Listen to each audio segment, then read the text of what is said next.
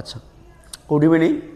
এর আগের দিন আমরা যেটা করছিলাম, আমাদের যে গ্রুপ সি আর গ্রুপ ডি, তাই না, যেটা হলো ফর্ম ফিল আপও আমরা প্রায় শুরু হয়ে গেছে। তো আমরা তার যে কারেন্ট অ্যাফেয়ার্সের যে সেকশনটা ছিল, আমরা কারেন্ট অ্যাফেয়ার্সের সেকশন নিয়ে আমরা বলেছি যে জানুয়ারি মাস থেকে 2025-এর জানুয়ারি মাস থেকে শুরু করে একদম ডিসেম্বর পর্যন্ত বা যতদিন না পরীক্ষা হচ্ছে, আমরা প্রত্যেকটা মাসের সেট আনব। এর আগের দিন আমরা জানুয়ারি মাসের একটা সেট এনেছিলাম, আজকে হবে আমাদের জানুয়ারি মাসের সেকেন্ড সেট। তো আমাদের যে সিলেবাস আছে, আমরা এর আগের দিন আমরা চেষ্টা করছি যে কারেন্ট অ্যাফেয়ার্সের যে সিলেবাসটা আছে তাকে ধরে যতটা সম্ভব এগানো যায়। এর আগের দিন আমরা এখানে ছিল, আমরা যদি দেখতে পাই কারেন্ট অ্যাফেয়ার্সের সিলেবাসে আদার কান্ট্রি মানে ইন্টারন্যাশনাল যেগুলো কারেন্ট অ্যাফেয়ার্স ছিল সেগুলো পড়েছিলাম। তারপর স্পোর্টস, তাই না, স্পোর্টস আমরা পড়েছিলাম। সায়েন্টিফিক রিসার্চ এর আগের দিন আমরা পড়েছিলাম।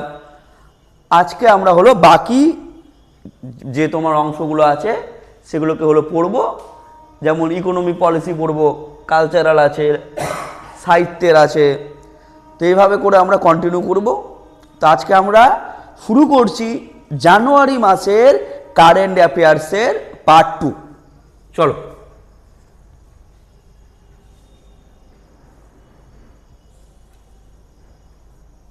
দেখো,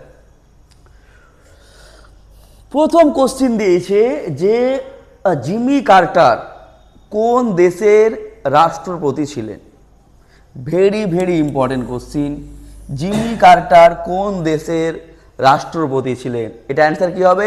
America, United state of America, বা দেখতে পাচ্ছি আমরা এখানে আমেরিকা যুক্তরাষ্ট্র। যে কোশ্চিনগুলো মনে হবে যে অ্যানালাইজ করা দরকার, আমরা সেখানে একটু টাইম বেশি দেব। সালটা কত? 1977 থেকে 81। কিন্তু এর বাইরেও আরেকটা কোশ্চিন আসতে পারে যে জিমি কার্টার ইনি কিন্তু শান্তিতে নোবেল প্রাইজ পেয়েছিলেন। এই জন্য এই কোশ্চিনটা ইম্পর্টেন্ট যে একজন আমেরিকান রাষ্ট্রপতি যিনি সাম্প্রতিক সময়ে মারা গেছেন এবং তিনি কি পেয়েছিলেন? শান্তিতে নোবেল প্রাইজ। কত সালে? 2002 সালে জিমি কার্টার শান্তিতে নোবেল প্রাইজ পেয়েছিলেন। তিনি যেই সময় আমেরিকার প্রেসিডেন্ট আছেন সেই সময় ভারতেরও একজন মহিলা শান্তিতে নোবেল প্রাইজ পেয়েছিলেন 1969 সালে। কে পেয়েছিল? Mother Teresa. তিনিও কিন্তু শান্তিতে নোবেল প্রাইজ পেয়েছেন, তাই না? এরপরে যদি আমরা দেখতে পাই যে 2025 সালের যে নোবেল প্রাইজ, সেটাও খুবই একটা ইম্পর্টেন্ট, তাই না? ভেনিজুয়েলার মারিয়া, তাই না, তিনিও এবার নোবেল প্রাইজ পেয়েছিলেন। তো নোবেল প্রাইজ টপিকটা এবার খুব ইম্পর্টেন্ট টপিক। তো জিমি কার্টার কি বললাম? যুক্তরাষ্ট্রের, এবং ইনি 2002 সালে কি পেয়েছিলেন? শান্তিতে নোবেল প্রাইজ পেয়েছিলেন, তাই না?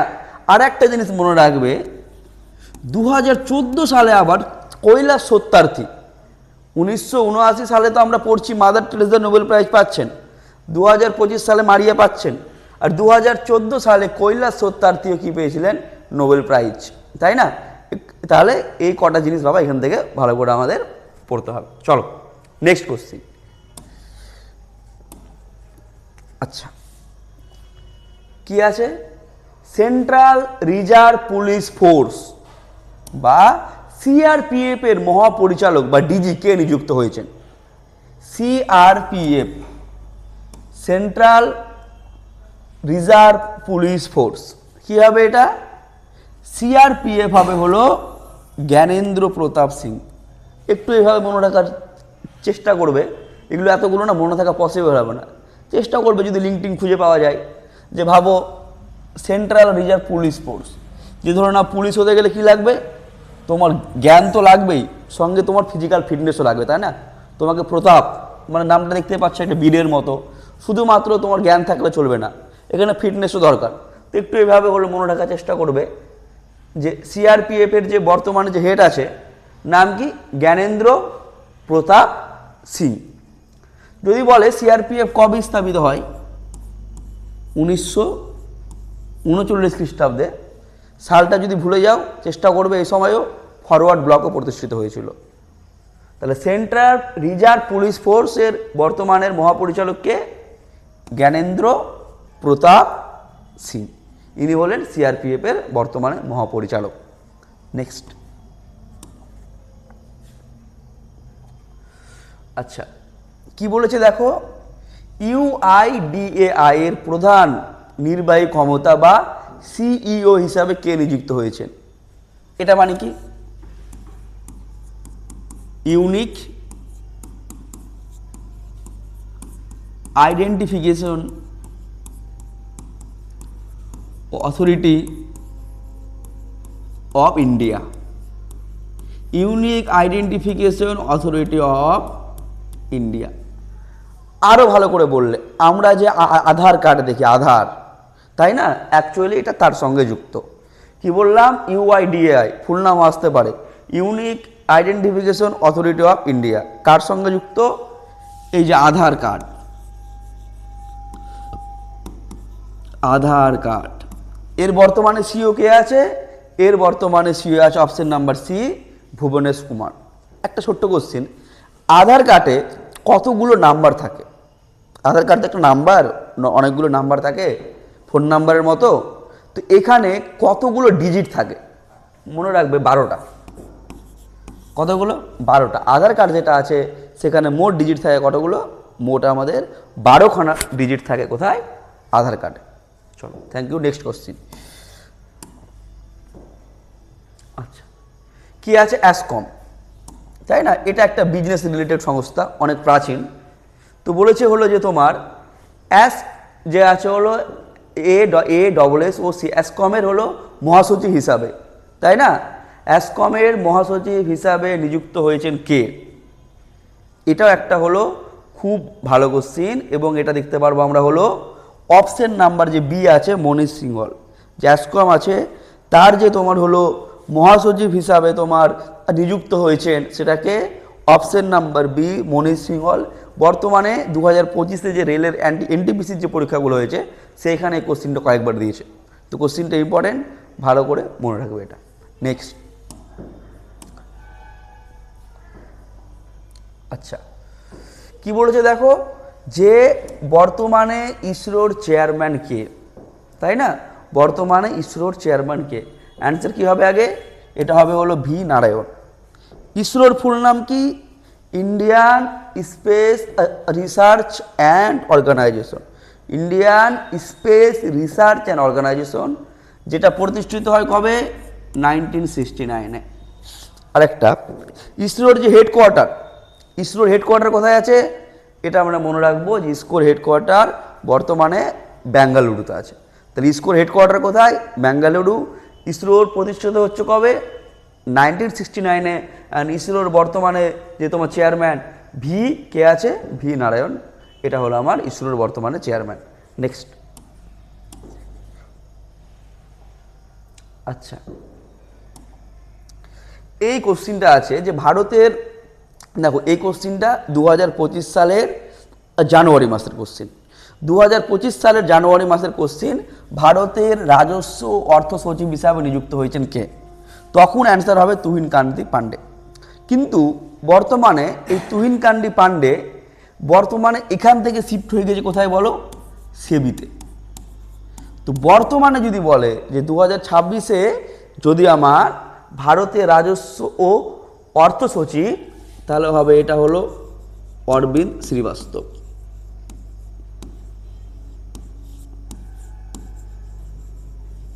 এটা কোথায় হবে? এটা হলো প্রেজেন্টে। তুহিন পান্ডে ছিল জানুয়ারি মাসে। কেন দিয়েছি? কারণ সেই সময় সেবির যে ছিল হেড, তার নাম ছিল মাধবী পুরীবাজ। তাকে হলো রিপ্লেস করেছে কে? তাকে রিপ্লেস করেছে আমাদের হলো তুহিনকান্ত পান্ডে। এই যে সেবি বললাম, সেবির ফুল নাম কি? Security and exchange board. BOARD, not bank. Security and exchange board of India. ছেলে পেলে 90% এটাও ঠিক করবে, এটাও ঠিক করবে, ভুল হয় কোথায় এটা। Security and exchange board of India establish হয় 1988 সালে। ঠিক আছে, যদি বলে এর হেডকোয়ার্টার কোথায়, হেডকোয়ার্টার আছে আমাদের মুম্বাইয়ে। তাহলে ভারতের রাজস্ব অর্থ সচিব নিযুক্ত হয়েছেন কে? তুহিনকান্ত পান্ডে। নেক্সট, আচ্ছা, ডাইরেক্টর জেনারেল অফ সিভিল অ্যাভিয়েশনের নতুন মহাপরিচালক হিসাবে কাকে নিযুক্ত করা হয়েছে? Director general of civil aviation, এটা কি হবে? এটা হবে আমাদের অপশন নাম্বার হলো সি, ফয়েজ আহমেদ কিদওয়াই। তাহলে কার এটা বলেছে দেখো, কি বলেছে? Directorate general of civil aviation, option number C, Faiz Ahmed Kidwai. Next, আচ্ছা, কি বলেছে? Athletic federation of India, athletic federation of India বা AFI এর নবগঠিত অ্যাথলেটিক্স কমিশনের চেয়ারপারসন হিসাবে, এক কথায় সোজা হিসাবে বাবা, যে AFI আছে, এই যে AFI বা অ্যাথলেটিক্স ফেডারেশন অফ ইন্ডিয়ার চেয়ারপারসন কে? তো এটা কে হবে? এটা হবে হলো অঞ্জু ববি জর্জ।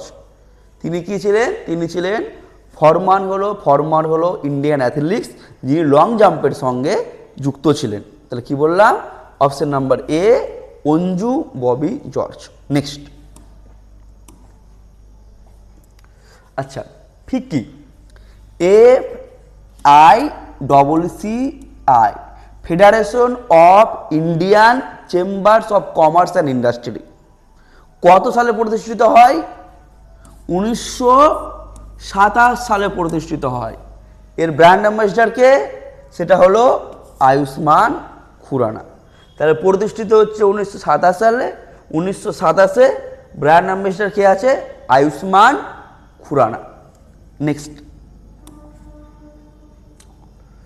আচ্ছা, দেখো এটা একটু তোমাদের হাটকে টাইপের কোশ্চেন লাগতে পারে, যে মহিলা শিক্ষক দিবস। আমরা সাধারণত জানি যে শিক্ষক দিবস আমাদের কবে পালন করা হয়? 5ই সেপ্টেম্বর, তাই না? 5ই হলো সেপ্টেম্বর আমাদের হলো শিক্ষক দিবস হলো পালন করা হয়।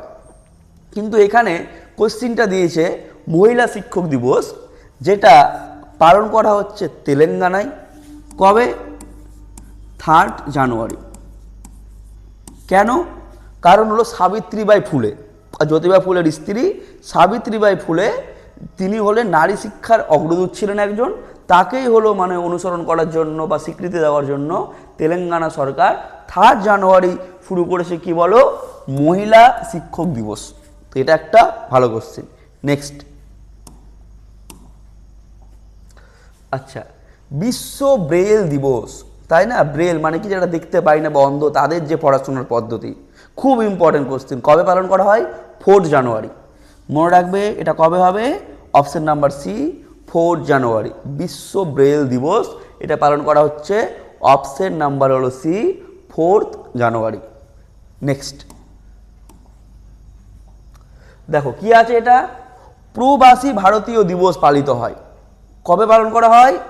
7ই জানুয়ারি, 8ই জানুয়ারি, 9ই জানুয়ারি, 10ই জানুয়ারি। কি হবে?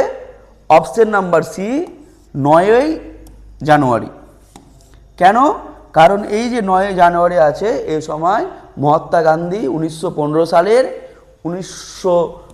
সালের 9ই জানুয়ারি ভারতবর্ষে পদার্পণ করেন। সেই দিনটিকে স্বীকৃতি হিসাবে আমরা পালন করি হলো কি? প্রবাসী ভারতীয় দিবস। আচ্ছা, পরাক্রম দিবস, তাই না? পরাক্রম দিবস পালিত হয় কার জন্মবার্ষিকীতে? এটা একটা ডিবেটেবল। আগে বলো, কার জন্মবার্ষিকীতে পরাক্রম দিবস পালন করা হয়? নেতাজি সুভাষচন্দ্র বসু। কবে? 23 জানুয়ারি। এই যে পরাক্রম দিবস, এই নামটা দিয়েছে কেন্দ্রীয় সরকার। 23শে জানুয়ারি আবার রাজ্য সরকার নেতাজি সুভাষচন্দ্র বসুর বার্থডে পালন করে কিভাবে? দেশ নায়ক দিবস। তো দেশ নায়ক আসতে পারে, পরাক্রম দিবস আসতে পারে। পরাক্রম দিবস হলো কেন্দ্রীয় সরকার, আর দেশ নায়ক কে দিয়েছে আমাদের রাজ্য সরকার। তো পরাক্রম দিবস 23শে জানুয়ারি কার উপলক্ষে? নেতাজি সুভাষচন্দ্র বোস। নেক্সট, আচ্ছা, জাতীয় ভোটার দিবস খুব ইম্পর্টেন্ট, কারণ যেহেতু এখন হলো ইলেকশনের সময়, 2026 সালে হলো ভোটও আছে, বিহারও ভোট হচ্ছে, ইসরায়েলও হলো চালু অবস্থা হয়ে গেছে। তো এখন ভোট একটা উৎসব, তাই না? ভোট একটা হলো বলতে পারি আমাদের দেশে একটা হলো উৎসব, বা একটা হলো আমরা উৎসব বা পর্যটন বলতে পারি আমরা। তো এই জাতীয় যে ভোটার দিবস আছে এটা কবে পালন করা হয়? এটা পালন করা হয়, অপশন নাম্বার হলো বি, 25শে জানুয়ারি। 25শে হলো জানুয়ারি যেটা আছে সেটা হলো 25শে জানুয়ারি আমাদের হলো জাতীয় ভোটার দিবস পালন করা হচ্ছে। কবে? 25শে জানুয়ারি। নেক্সট, আচ্ছা, কি বলেছে দেখো, ওয়ার্ল্ড ইকোনমি ফোরাম, WEF বা এর ফুল নাম কি? ওয়ার্ল্ড ইকোনমি ফোরামের 2025 সালের বার্ষিক অধিবেশন কোথায় অনুষ্ঠিত হয়েছে? কি হবে এটা? এটা হবে হলো দাভোস। কি হবে এটা? এটা হবে দাভোস। ওয়ার্ল্ড ইকোনমি ফোরাম 2025 সালের বার্ষিক অধিবেশন, খুব ইম্পর্টেন্ট কোশ্চিন, কোথায় হচ্ছে? ওয়ার্ল্ড ইকোনমি ফোরামের বার্ষিক অধিবেশন হচ্ছে কোথায়? অপশন নাম্বার সি, কোথায়? এটা হলো দাভোস, তাই না? নেক্সট কোশ্চিন, আচ্ছা, এমসিসির সদস্য পদ প্রদান করা হয়েছে কাকে? তাই না? তাহলে এটা কি আছে? Sachin Tendulkar, Ajay Jadeja, Rahul Dravid, Jimmy Anderson. তো কি হবে? এটা হবে আমাদের হলো অপশন নাম্বার এ, সচিন তেন্ডুলকারকে হলো MCC, Melbourne cricket council, Melbourne cricket যে কাউন্সিল আছে তার হলো সদস্যপদ দেওয়া হয়েছে কাকে? সচিন তেন্ডুলকারকে। এটা হবে আমাদের হলো option number A. Next question, আচ্ছা, ডি গুকেশ। তো ডি গুকেশকে হলো কোন খেলাধুলার সঙ্গে যুক্ত? কেন এটা কোশ্চেন দেওয়া হয়েছে? কারণ আমরা জানি যে ভারতের যে খেলাধুলার ক্ষেত্রে সর্বোচ্চ পুরস্কার কি? খেলরত্ন পুরস্কার। 2024 সালের জন্য 2025 সালে যেটা হলো 4 জনকে দেওয়া হয়, তার মধ্যে হলো একজন হলো ডি গুকেশ। তো ডি গুকেশ যদি বলে এর বাড়ি কোথায়? ডি গুকেশ হলো তামিলনাড়ু থেকে বিলং করে, এবং তিনি কোন খেলার সঙ্গে যুক্ত তা আমরা জানি, সেটা হলো কিসের জন্য বলো? চেস বা হলো দাবার সঙ্গে হলো তিনি হলো যুক্ত। ঠিক আছে? তো ডি গুকেশ কোন খেলার সঙ্গে যুক্ত? অপশন নাম্বার বি, সেটা হলো আমাদের দাবার সঙ্গে যুক্ত। নেক্সট, আচ্ছা, প্রেসিডেন্ট মেডেল অফ ফ্রিডম প্রাপ্ত প্রথম পুরুষ ফুটবলার। আচ্ছা, আগে দেখতে হবে এই পুরস্কারটা কোথায় দেওয়া হয়? ইউএসএ, ইউনাইটেড স্টেট অফ আমেরিকার সর্বোচ্চ সম্মান, প্রেসিডেন্সিয়াল মেডেল অফ ফ্রিডম। এবং এটার প্রথম হলো পুরুষ ফুটবলারকে আমরা জানি, বর্তমানে যে আমাদের লিওনেল মেসি আছে তিনি হলো আমেরিকাতে খেলছেন, তাই না? তো তাকে হলো প্রথম পুরুষ ফুটবলার হিসাবে দেওয়া হয়েছে কি? Presidential medal of freedom. তো এটা কি হবে? Option number A, Leo Messi. Next, আচ্ছা, সত্যজিৎ রয় বা Satyajit Ray life time achievement award কাকে প্রদান করা হয়েছিল বা 2025 সালে? কী হবে এটা? Option number B, Aparna Sen. Satyajit Ray life time achievement award কী হবে? অপর্ণা সেন। সত্যজিৎ রে সম্বন্ধে দু একটা জিনিস আমরা জানি যে তিনি কি পেয়েছিলেন? তিনি হলো অস্কার পেয়েছিলেন। তার সারা জীবনের যে মানে সিনেমার সঙ্গে যুক্ত থাকার জন্য সারা জীবনের যে লাইফ টাইম অ্যাচিভমেন্ট হিসাবে 1992 সালে তিনি কি পেয়েছিলেন? তিনি অস্কার পুরস্কারে হলো ভূষিত হন। সত্যজিৎ রায়ের যেটা প্রথম সিনেমা কি আছে? পথের পাঁচালী, সেটা কবে রিলিজ হয়? সেটা হলো 1955 সালে রিলিজ হয়। 1967 সালে তিনি হলো আরেকটি পুরস্কার পান, যাকে বলি আমরা রমন ম্যাগসেসে অ্যাওয়ার্ড, যাকে আমরা এশিয়ার নোবেলও বলি। তার দ্বারা তিনি ভূষিত হন কত সালে? 1967 সালে। তো এই কটা সাল, এবং 1992 সালে তিনি মারাও যাচ্ছেন। তো এই কটা সাল আমাদের ভালো করে পড়ে রাখতে হবে কার সম্বন্ধে? সত্যজিৎ রে। নেক্সট, 2025 সালের পদ্মবিভূষণ। আচ্ছা, আমরা জানি যে হলো ভারতবর্ষের সর্বোচ্চ যে পুরস্কার সেটা কি ভারতরত্ন। ভারতরত্নর পর যে পুরস্কার দেওয়া হয় তার নাম কি বলো? পদ্মবিভূষণ, তাই না? প্রত্যেক বছর এই 26শে জানুয়ারিতে রিলিজ করা হয়। তো 2025 সালের পদ্মবিভূষণ পেয়েছে কতজন? আমাদের 7 জন। পদ্মবিভূষণের পরের যে পুরস্কারটা সেটা কি আছে বলো? পদ্মভূষণ। মাঝখানে শুধু বি থাকবে না আমার, প্রথমে ভারতরত্ন, তারপর পদ্মবিভূষণ। পদ্মবিভূষণ পেয়েছে বলো 7 জন। তারপরে কি আছে বলো? পদ্মভূষণ। পদ্মভূষণ পেয়েছে কতজন? 19 জন। তারপর হলো শুধু পদ্ম পুরস্কার, সেটা পেয়েছেন কতজন? 113 জন। তো যদি বলে পদ্মবিভূষণ পুরস্কার কতজন পেয়েছে, তাহলে আমরা কি নিব? তাহলে আমরা নিব আমাদের হলো অপশন নাম্বার এ, মোট 7 জন। নেক্সট, আচ্ছা, হেনলি পাসপোর্ট ইন্ডেক্স। জানুয়ারি মাসের যে হেনলি পাসপোর্ট ইন্ডেক্স ছিল, মানে কোন দেশের পাসপোর্ট কতটা শক্তিশালী, সেক্ষেত্রে ভারতের স্থান কত ছিল? তো আমরা মনে রাখবো, ভারতের সেক্ষেত্রে স্থান ছিল কত? 85। আর 1 নম্বরে যে দেশ ছিল তার নাম হলো তোমার সিঙ্গাপুর। তো এটা কত হবে? বি, 85তম। নেক্সট, আচ্ছা, কি বলেছে? আর নীতি আয়োগের ফিসকাল হেলথ ইন্ডেক্স 2025-এর প্রথম স্থান অর্জন করেছে কে?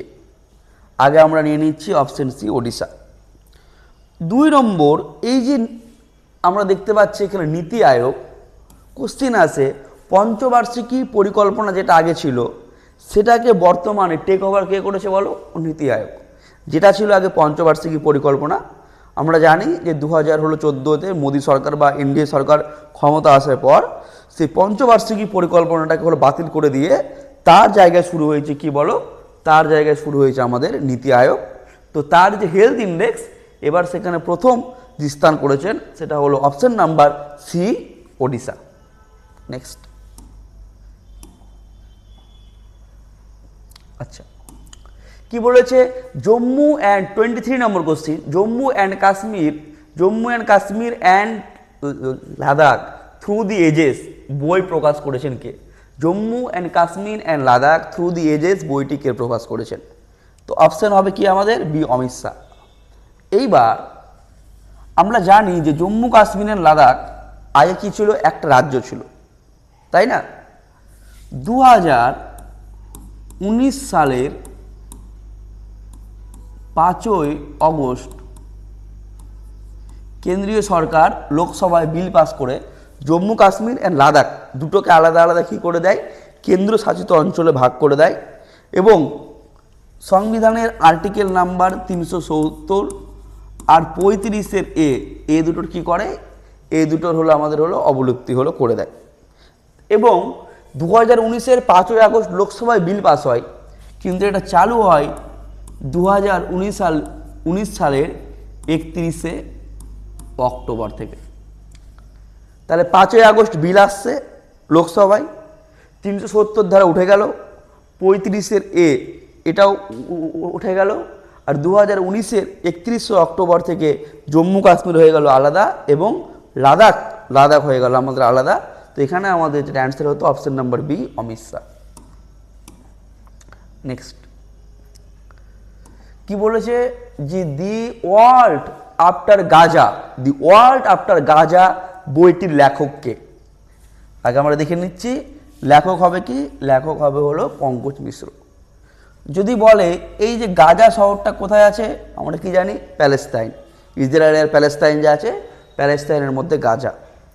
যদি বলে একটা হলো সন্ত্রাসবাদী সংস্থা যে হামাস হলো কার সঙ্গে যুক্ত? হামাসও কার সঙ্গে যুক্ত হবে? এটা হবে হলো গাজা। এই যে আছে আমরা হলো অরুন্ধতী রয়, ভারতের প্রথম মহিলা যিনি কি পেয়েছিলেন? Booker prize. কোন বইয়ের জন্য? 1997 সালে দি গড অফ স্মল থিং, এই বইটার জন্য তিনি কি পান? তিনি হলো ফার্স্ট ইন্ডিয়ান ফিমেল যিনি হলো বুকার প্রাইজ পেয়েছিলেন। বর্তমানে 2025 সালে অরুন্ধতী রয়ের আরেকটা বিখ্যাত বই আছে, ভালো করে আমরা দেখে রাখবো, mother Mary comes to me. এই বইটাও আমাদের একটু হলো দেখে রাখতে হবে, mother Mary comes to me. Vikram Seth আছে, ইনার একটা বিখ্যাত বই আছেন এ সুইটেবল বয়। তো তোমরা অনেক পরীক্ষা অপশন পাবে, এ সুইটেবল বয় গ্রন্থটি হলো কার লেখা? এটা কি হবে? Option number D, Vikram Seth. Next,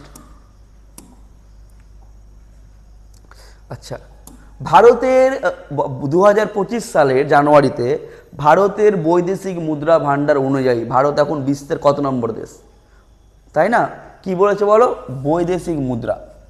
তাহলে এটা কি হবে? বৈদেশিক মুদ্রায় হলো ভারত বর্তমানে 4র্থ নম্বর। কত নম্বর বললাম? 4র্থ। বৈদেশিক মুদ্রায় ভান্ডারে ভারত এখন আছে হলো বিশ্বের কত বলছে? হলো 4th বা 4র্থতম দেশ।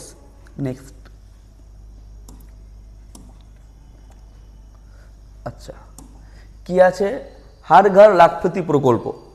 হার ঘর লাখপতি প্রকল্প, যে প্রকল্পটি যেটা আছে সেটা কে চালু করেন? কোন ব্যাংক? মনে রাখবে এটা এসবিআই বা স্টেট ব্যাংক অফ ইন্ডিয়া বা ভারতীয় হলো স্টেট ব্যাংক। হার ঘর লাখপতি যে যোজনা বা প্রকল্পটি আছে সেটা কে চালু করেন? ভারতীয় স্টেট ব্যাংক বা state bank of India. Next, আচ্ছা, কি বলেছে? স্বাধীন ভারতের প্রথম কোন রাজ্য অভিন্ন দেওয়ানি বিধি বা ইউনিভার্সাল সিভিল কোড? তাই না? ইউনিভার্সাল সিভিল কোড বা অভিন্ন দেওয়ানি বিধি রাজ্য যেটা আছে সেটা কার্যকর করেন কে? কার্যকর করেন হলো উত্তরাখণ্ড। এটা আসতে পারে, অভিন্ন দেওয়ানি বিধি ভারতের সংবিধানের কত নম্বর হলো আর্টিকেলে দেওয়া আছে? মনে রাখবে 44। বা এটাকে আমি বলি 4 = 4। দুই দিকে কি আছে বলো? 4 আর 4, মানে দুই দিকে হলো সমান, মানে এখানে সব কিছুই হলো সমান। তো আর্টিকেল 44 কে চালু করেন? উত্তরাখণ্ড। আর যদি বলে যে কোন রাজ্যে অলরেডি লাগানোই আছে প্রথম থেকেই, তাহলে সেটা কি হয় বলো? গোয়া। কারণ এখানে যে পর্তুগিজ শাসক ছিল তখন থেকে হলো এখানে অভিন্ন দেওয়ানি বিধি চালু আছে। আর বর্তমানে যে রাজ্যটা হলো শুরু করে সেটা হলো কি আছে? Option number B, Uttarakhand. অভিন্ন দেওয়ানি মানে অভিন্ন দেওয়ানি বিধি মানে কি? 4 = 4, আর্টিকেল নাম্বার হলো 44 বা আর্টিকেল নাম্বার হলো 44। নেক্সট কোশ্চেন আমরা যাচ্ছি।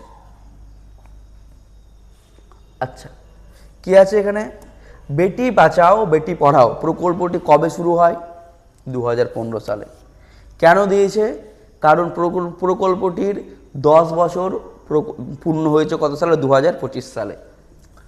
2015 সালের আরেকটা দেখে রাখবে, উজালা। এই প্রকল্পটিও দেয় কোথায় বলো? 2015 সালে। 2014 সালের কেন্দ্রীয় সরকারের প্রকল্প অনেকগুলো আছে, তার মধ্যে যেমন নমামি গঙ্গা প্রকল্প, মানে গঙ্গা যে পরিষ্কার করার জন্য যে নমামি গঙ্গা প্রকল্প, বা আর একটা ছিল তোমার জনধন প্রকল্প, তাই না? সবারই হলো যে ব্যাংকের হলো খাতা খোলা, এটা হলো জনধন প্রকল্প। আর একটা 2014 সালের ইম্পর্টেন্ট, স্বচ্ছ ভারত অভিযান। তো এই জিনিসগুলো মনে রাখবো, নমামি গঙ্গা, স্বচ্ছ ভারত অভিযান, জনধন প্রকল্প। এই প্রকল্পগুলো শুরু হয় কবে? 2014 সালে। আর 2015 সালের বেটি বাঁচাও বেটি পড়াও, বা আর একটা প্রকল্প আছে, কোন প্রকল্প এখানে? উজালা। বা তোমার ডিজি লকার বলে একটা প্রকল্প আছে, এই প্রকল্পটা শুরু হয় কবে? 2015 সালে। নেক্সট, আচ্ছা, কি আছে? এই কোশ্চিনটা এবার এনটিপিসিতে কমপক্ষে 10-12টা সেট এসছে। মোস্ট ইম্পর্টেন্ট কোশ্চিন, যে 2025 সালের জানুয়ারিতে ভারত এবং কোন দেশের মধ্যে ইসিটিএ চুক্তি স্বাক্ষরিত হয়?